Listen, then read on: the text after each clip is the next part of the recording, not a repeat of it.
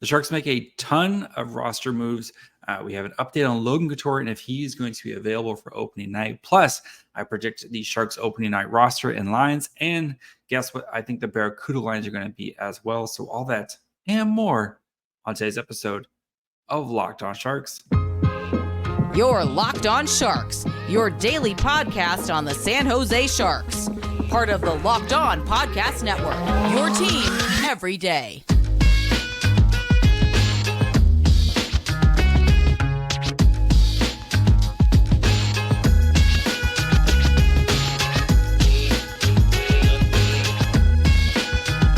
Hello, welcome to Locked On Sharks, the premier hockey podcast covering your favorite team in the Bay Area. My name is JD Young, contributor at Inside the Rink. I want to thank you for making Locked On Sharks your first listen. Proudly a part of the Locked On Network. We cover your team every day. And if you want to be an everydayer, all you have to do is just follow wherever you get podcasts, or you can subscribe on YouTube, or do both. Both is great. And today we're going to be kind of looking at the roster, nice little roster reset day, looking at the transactions the Sharks made as they start to pare down this roster to try to get to 23 for opening night.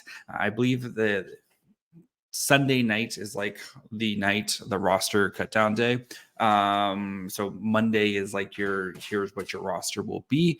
So they're continuing to get down to their roster and getting to their final rosters. So before we get into what I think the Sharks lines are going to look like, what my prediction for the Barracuda lines, and get caught up on today's news and notes from training camp, do want to let you guys know that today's episode is brought to you guys by Game Time. Download the Game Time app, create an account, and use code LOCKEDONNHL for $20 off your first purchase.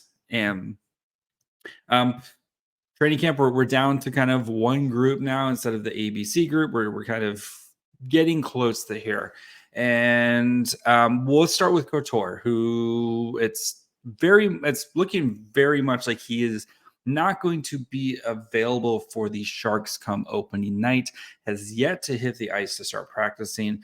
And, you know, we're 10 days away, or by the time you guys hear it, maybe 9 days away from opening night, and Couture is yet to hit the ice. And we know Logan Couture, he doesn't need game situations, doesn't need to, preseason to kind of be ready, but you would like him to be on the ice kind of practicing and kind of getting things going. And I think it's a week. It's kind of the mental kind of calendar where I'm putting, where if he's not on the ice by Thursday, then you can basically kind of cross him off. And I as of right now, I am leaning that he is not going to be available for the Sharks. And I've mentioned this before. I mentioned on the national show that I was on with Gil, no need to rush Couture back, right? It's a long season. It's going to be a brutal start for the Sharks. It's not worth having Couture out there at 70% or 80, 75%. And then you see injuries compound themselves. So get healthy, Couture. We'll see you at the end. We'll see you when the season starts, or we'll see you when you're healthy and ready to go. So some other injury updates. So kind of the injured guys right now are, of course, you have Couture, who, again, not practicing, not even on the ice. You do also have Artem Gurev, who we haven't, I think he got hurt in rookie training camp, and we haven't really seen him since. Valtteri Pulley, kind of the same thing. And Mitchell Russell, all these guys are kind of in the injured, working themselves back state right now. I think Pulley might have actually had a little bit of a setback from recently. So we'll kind of monitor where he is at this season. And then Nikita Okhotiuk,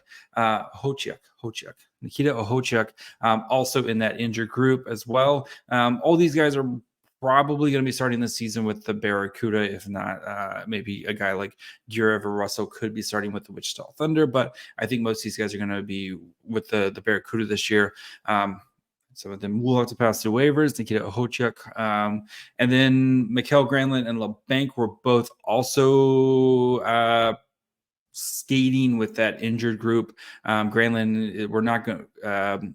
David Quinn basically said we're not going to see Granlund during the preseason, as he is kind of working his way back from an injury right now as well. So that's kind of where we're at. Quentin Musty did also started skating and practicing. So Quinn was non-committal on getting him in a preseason game, but it said they do want to get him back to Sudbury here sooner rather than later, so that way he can start playing OHL games, get his OHL season on track. We've already seen Casper Halton have a really nice start to his season with London, and I think Sudbury would really like to have Musty back here soon. And then, yeah, I think that's pretty much it for everybody. Shimmick's still not skating as well, also questionable for opening night. So there's news notes on injuries. Thanks to Shang and Curtis for the great job that they do. As for the Sharks, they made some, of course, sent some people down to the Barracuda. None of these guys were super, nothing was kind of super surprising. Scott Saber and Nathan Todd both cleared waivers, assigned to the Barracuda. And then, of course, Ethan Cardwell, Magnus Corona, Nick Cicek, Brandon Coe, Daniel Gushin, Gannon Larocque, Itu Makaniemi, Shakir Mukumadulin, Adam Raska, Tristan Robbins, Georgie Romanoff, Ozzy Weisblatt, all assigned.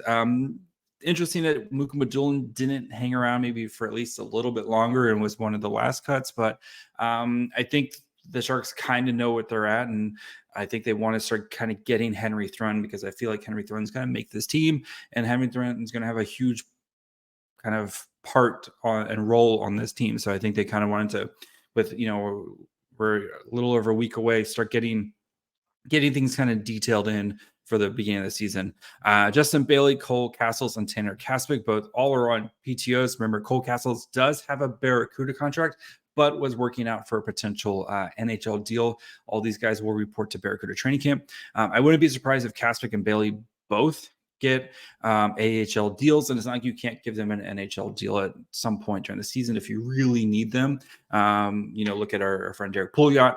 AHL deal, got an NHL deal because they needed him at the end of the season. And then, of course, Casper Halton. I just find it funny where Halton, they finally announced Halton gets sent to juniors, even though he's played 2 games with the London Knights this weekend. So nothing kind of crazy there. The Barracuda released their training camp rosters. So we have Tanner Kaspick, Nathan Todd, Scott Sabrin, Tristan Robbins, Sabrin is subordinate. It's going to drive me nuts. Ethan Cardwell, Adam Raska, Cole Castles, Brandon Coe, Connor McKieran, Daniel Gushin, Anthony Vincent, Jason Pinillo, Brad Merrick, Ozzy Weisblatt, Justin Bailey, Aaron Miller, and Braden Watts. The last couple guys there, and Jason Pino are tryout players for them. And then on the defense, Gannon Larocque, Nick Cicek, Roman Canal, Ethan Frisch, Shakir Mukumadulin, Leighton Moore, and Matt Stradol. I think, and then the last 2 guys there, Moore and Stradol, are both also tryout guys for the Barracuda. And then the goaltenders, we have Beck Warm, Magnus Corona, Georgie Romanoff, and Itu Makaniemi. So that's the Barracuda roster right now, and their roster will get kind of filled out come next week when the Sharks kind of make their final cuts as they get down to their 23. And then the Barracuda will kind of make their cuts and send their guys to the ECHL to go play with the Wichita Thunder as well. So when they get a little bit closer to camp. But that is kind of everybody right now. So before we go through what I think the opening night roster will look like, and my guess at what I think the lines will look at based on kind of what we're seeing in practice, what we've seen in games, and kind of what makes the most sense. Do need to take a quick break here.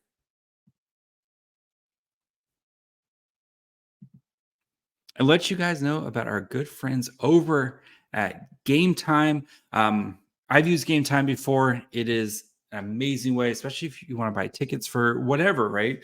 Hockey season's here. Basketball season is going to be right around the corner as well. You've got the Niners who are off to an amazing 4-0 start, and you want to get tickets for a sporting event or whatever, comedy shows, concerts, whatever you're looking for, Game Time has got you covered. They have great last-minute deals, all in prices, viewing from your seat, and their best price guarantee. Game Time makes the guesswork out of buying tickets.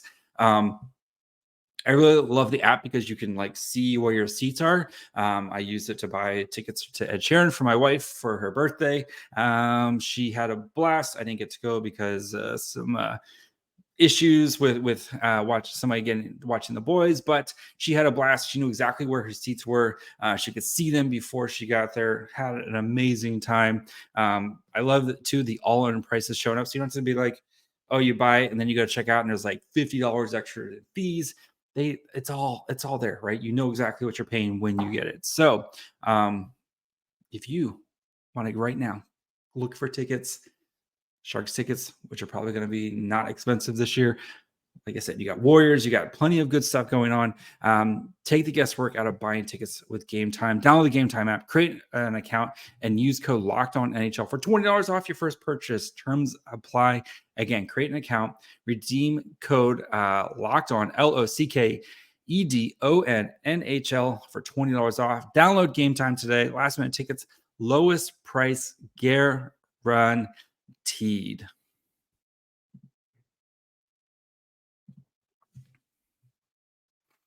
All right. What do I think the Sharks roster is going to look like? So remember, it has to get to 23. So I have my roster of 23 with a little bit of funny money math here. The Sharks, you don't have to worry about salary cap because they are, even right now with a roster of 25 NHL contracts, they're still well below the cap. So you don't have to worry about them trying to finagle cap space. They're not one of those teams that have to worry about that. They're whatever combination of players you have on the roster, you're not going to have to worry about hitting the cap at this moment. So here's what I have.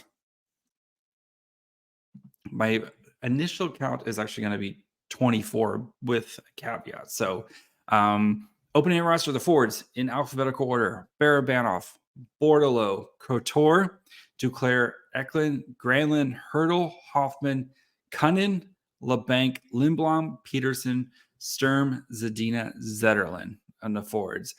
Benning, Burrows, Ferraro, Knizhov, Ruda, Thrun, Vlasic, and then Blackwood and Capo Kakinen. So if you do the math there, that's 24. I think what the Sharks do is they start with Logan Couture on the IR. Put him on the IR. That gives you an extra roster spot. You don't have to worry about cap space right now. The Sharks are nowhere near the cap. And then you can have Bordeleau kind of be the guy right now until Couture is back. Remember, Bordeleau can go back down. He doesn't have to worry about going through waivers. He's waivers exempt. So he can kind of hang in there right now until Couture is ready to come back. If Couture is somehow ready, just take Bordeleau out. He's my guy right now. Who's going to be, who's the last man in basically. And the only reason is because of Couture's injury. So, but that's what I think it is going to look like right now. So you'd have to send some guys to waivers. Guys who didn't go through waivers or guys who didn't make the team that would have to go through waivers. Shimmick, McDonald, Giovanni Smith, Ty Emberson. Emberson will be really interesting to see what they do if they try to kind of keep him around and maybe try to add somebody like Burrows, maybe try to bury him for a little bit and maybe then try to, as the season goes on, maybe try to pass Emberson through waivers at some point. But we'll see. I wouldn't be shocked if the Sharks I think Shang had an article where the Sharks put him on. If Sharks put Emberson on waivers, the Rangers might just claim him back, right? But again, kind of a bit of a log jam with the defense. So, so here's what I think the lines would look like based on practice reports, based on, kind of where everyone is slotting in, what I think makes the most sense. So Barabanov, Hurdle, Duclair, we've kind of seen that line a lot in the preseason. I think that's your first line. Eklund, Bordeleau, Zadina. That might be too much fun there for David Quinn with all those guys, Zadina being the old man on that group, but they're, was he 23, 24? Then you have Hoffman, Granlund, Cunnin, Zetterlund, Sturm, LeBanc, and then your extras would be Lindblom and Peterson. So if Granlund, you could talk me into flip-flopping Granlund and Bordelot if you wanted to. But again, from what we've kind of seen in practice, we've seen Bordelot and Eklund played a lot together. And we've seen Eklund come in, but I think Eklund, I mean, he's had one of the better out of the forwards. I think he's had one of the better training camps, at least what we've seen in preseason. He's been one of the more noticeable players out there. So, and again, it's not like we won't see these lines shift 1,000 times throughout the season. So, just because that's what happens anyway. But on the defense, Ferraro, Benning, which we've seen a lot in the preseason. Thrun, Vlasic playing on his offhand. Knizhov, Ruda, and then Kyle Burrows would be your extra. And these are kind of, for our Benning, kind of plays your tough minutes, right?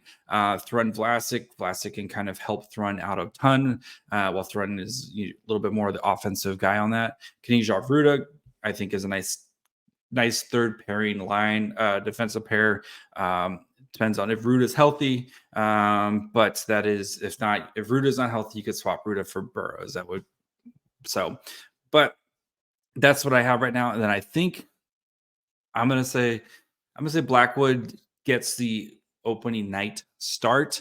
Even though I think someone got mad at me because I said Blackwood was stocked down on Blackwood because of the beginning of his game, even though I admit it, he had a nice second half. He kind of settled in, but I think Kaapo Kähkönen, I mean, in one game, Kaapo Kähkönen's looked better, but I still think Blackwood will get the opening night start against Vegas. So that's it right now. So with at least my guess for the lines, I feel pretty solid about this. One guy, struggle with Peterson, who would also have to go through waivers. But I think Peterson, he's kind of one of those tweener guys right now. But if LeBanc has a bad game, or we've seen LeBanc quickly go to the doghouse, I could see Peterson working himself in as well. Very quickly, because I think we know what you're getting with Peterson as a potential upside play as well. But I think right now I'm going to default with the more veteran guys until some of these younger guys start to take their jobs. So, and some guys get traded away or whatever. But these are my lines. I don't think they're winning a lot of games. But I think there's a little bit of spice there. There's a little bit more depth and meat to it than we did last year. And I think last year we struggled to kind of put some lines together. And I feel, at least on the forward lines, I feel like, again, you don't have the star power of a Timo Meier, but I think you have much more depth. And I think you could see, actually, you could probably see scoring from all four of these lines, right? With the Barabanov, Hurdle, Duclair. I think Duclair is kind of your scorer on that line. Duclair and Hurdle. Even the Eklund, Bordelot, Zadina. I think Zadina is kind of your number one scorer, but I think Eklund's scoring, we've seen that improve over the past couple seasons in the AHL and his limited time in the NHL. I think the Hoffman, Granlund, Cunnin. I think Hoffman and Cunnin are both scorers, and Granlund can dish out the puck to those guys. And then even this Zetterlund, Sturm, LeBanc, I think all three of those guys can score. We saw Sturm chip in plenty of secondary scoring. We know LeBanc can score at times. And then Zetterlund, I think, is going to be the bully on that line and kind of drive to the end, get some greasy goals. I see scoring of it potential in all these lines here. So, and then the defense, like I said, I think it's going to be a struggle in some areas. And but I do like pairing Thrun with Vlasic. We saw Thrun with Mukhamadullin kind of playing off his off handle at Mukhamadullin, get comfortable. I think the same thing with Thrun, and I think Thrun is going to be put in a position to do well. And even Sheng had the power play lines. This is what makes me think Thrun's going to make the team.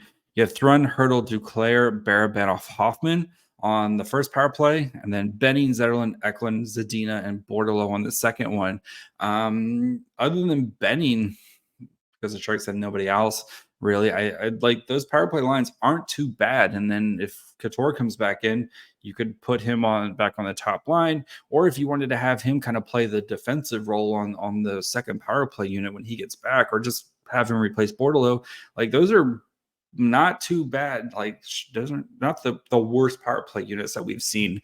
Again, there's potential scoring there. Just the Benning worries me on the second power play, and we'll see how long that experiment lasts. But seems going to get about 65 points this year. So let's get into what the Barracuda's lines, what I project the Barracuda lines are going to look like. But before we do that, need to take a quick little break and talk to you guys about our good friends over at FanDuel.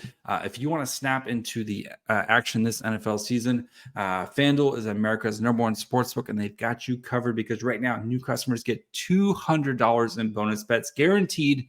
You place a $5 bet. There's $200 in bonus bets, win or lose.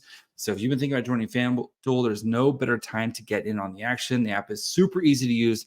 Wide range of betting options, including spreads, player props. Again, just keep betting Christian McCaffrey to score a touchdown. Like it's 13 weeks in a row. And until he stops doing it, just keep betting Christian McCaffrey to score a touchdown. It's free money.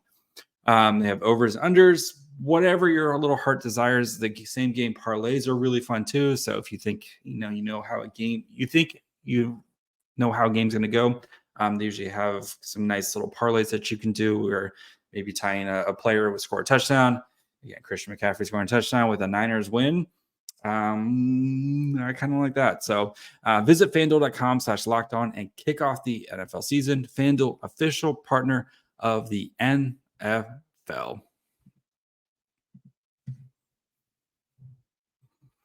All right, so let's end with the Barracuda, who I think are actually going to be pretty solid this year, and I think should be a playoff team, especially when you have a lot of talent returning. I know, again, you don't have Eklund, most likely. You don't have Eklund, but I think you're still going to have a lot of top-tier talent with Robbins and Gushin and, second-year Brandon Coe and Ozzy Weisbot. Like, you're going to have some returning talent kind of making that second-year leap as they're ready to go. And I think the goaltending, I think there's a chance for the goaltending to be really good between Eetu Mäkiniemi and Magnus Krona, and then if Georgi Romanov, whatever you kind of, but I think there's a potential to have some really good goaltending, and just you might have a lot of NHL caliber defensemen actually on your so here's my Barracuda lines right now based on the cuts I made. So first line, Daniel Gushin, Tristan Robbins, and then Bailey, who's the tryout. I think I would not be surprised if he gets a contract, Justin Bailey, an AHL deal. He's, had 19 goals last year with Bakersfield. I think he could just add some more scoring. He's big, 6'4", 215, AHL kind of career guy. I think he would be a good fit for, especially on that first line with Gushin Robbins. Like he can kind of be a little bit of the muscle on that line and let the kids go work. So while still adding a legitimate scoring threat. Second line, I have Cardwell, Ryan Carpenter, and Brandon Coe. So the C line, Cardwell, that might be a little bit much asking him, but the dude's a scorer. We've seen him score in the OHL, and I think he's just a pure scorer. Carpenter, again, veteran AHL guy, you know exactly what you're getting from him. Playing with Brandon Coe, who I think hopefully has a kind of a bounce back year after the up and down year he had last year. Third line, you don't want to mess these bottom pairings. Bottom lines, you don't want to mess with these guys. So you have Weisblatt, Todd, and Kaspick. Again, Kaspick, assuming he gets a PTO deal. A little bit more kind of shut things down a little bit more defensively here, but I think Weisblatt can add some speed and skill to that line. And then fourth line of Smith, Kessels, and Sabourin. If that line starts a game, you know what type of game you're going to be in for. Because those guys, we already saw Sabourin get into a fight. We know Giovanni Smith. If you read my preview piece on him on Inside the Rink. He had 9 fights last season. So I would not expect anything different from him going into the AHL. The defense is going to be interesting because they have a lot of dudes right now in kind of floating around. So Mukhamadullin is going to be your first line defensive. Like he's getting like soaking up all the minutes. He's going to be the power play one. Like this is his time to get those reps in. And I partnered him with Emberson again, assuming he clears waivers. Emberson, the defensive defenseman of the year last year in the AHL Eastern Conference, seems like the perfect type of dude to partner with Mukhamadullin. And I know Emberson's still young, but Mukhamadullin, we're trying to get that offensive game out. Having a guy like Emberson can really help settle things down with him. Second line, Šimik and Gavanka. Sorry. Šimik and Gavanka. Again, Gavanka, we know, has provided offense in the AHL before. Šimik, he's perfectly cromulent, like good defensive, and I think a little sneaky offense out of Šimik that we just never get a chance to see. And then a third pairing that of Ohotyuk and McDonald, with McDonald kind of being a little bit more the offensive guy on that pairing. And we've seen McDonald provide a little bit of offense. So if Pulley is healthy, you can maybe slide him in there instead of McDonald, or you can kind of mess with things a little bit there.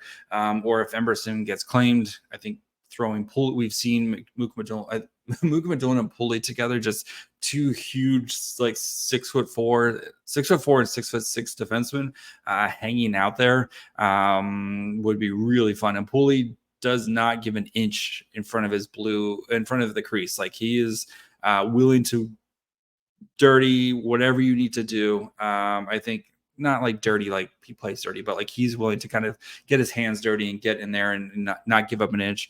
And I think goalies will love him for that. So goalies, McAnemy, if he's healthy, I think it's the bulk of it, and then Krona and then Romanov in that order. But if McAnemy's a little bit hurt to start the season, I wouldn't be surprised if Krona kind of gets a bulk of starts here, especially with how good he looked in the NHL preseason game. So I think it's a good mix of skill and toughness that you need in that AHL, right? A little bit more rough and tumble. And I think that team has got some pieces to potentially, and then once you add Bordeleau there, the team's got some pieces to compete this season. And I think seeing that big jump from year 1 to 2 for a lot of these guys, like your Bordeleaus and your Robbins and your Gushins, like seeing that jump, I think we're going to have a really, really fun Barracuda season this year. So that is going to be it for me today.